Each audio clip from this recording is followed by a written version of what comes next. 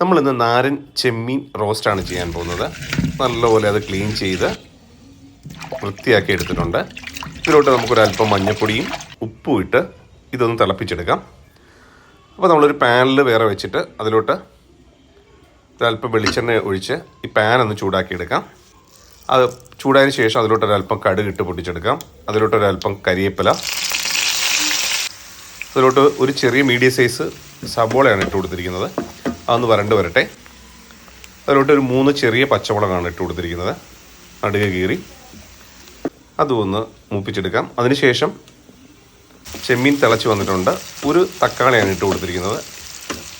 അതൊന്ന് വരട്ടിയെടുത്തതിന് ശേഷം അതിലോട്ടൊരു 1/4 ടീസ്പൂൺ മഞ്ഞൾപ്പൊടി, ഒരു 1.5 ടീസ്പൂൺ കാശ്മീരി മുളക് പൊടി, ഒരു 1.5 ടീസ്പൂൺ മല്ലിപ്പൊടി, ഒരു 1/2 ടീസ്പൂൺ എരിവുള്ള മുളക് പൊടി, ഇഞ്ചി വെളുത്തുള്ളി പേസ്റ്റാണ് നമ്മൾ ചേർത്ത് കൊടുക്കുന്നത്. അത് വിട്ട് നല്ലപോലെ മിക്സ് ചെയ്ത് ഇതിൻ്റെ പച്ചപ്പെല്ലാം മാറ്റി ഈ മസാലയും നമ്മൾ തിളപ്പിച്ച് വെച്ചിരിക്കുന്ന ചെമ്മീനിലോട്ട് ആഡ് ചെയ്ത് കൊടുക്കാം. അപ്പോൾ തീർച്ചയായിട്ടും നിങ്ങൾ ഇത് കണക്ക് ട്രൈ ചെയ്യുക. അടിപൊളി ചെമ്മീൻ റോസ്റ്റാണ്.